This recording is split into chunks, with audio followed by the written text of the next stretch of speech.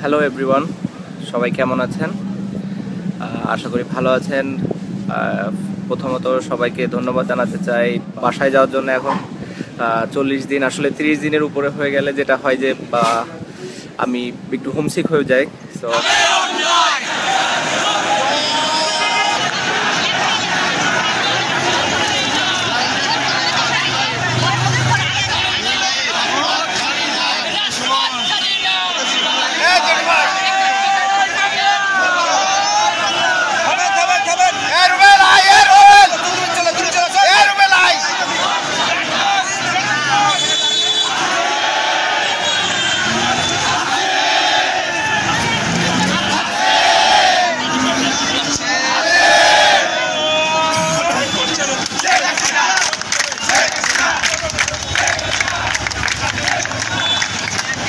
এবার লাইভে এসে শেখ হাসিনাকে দেশে ফেরানোর আন্দোলনকে সমর্থন জানালেন বাংলাদেশের কিংবদন্তি খেলোয়াড় সাকিব আল হাসান।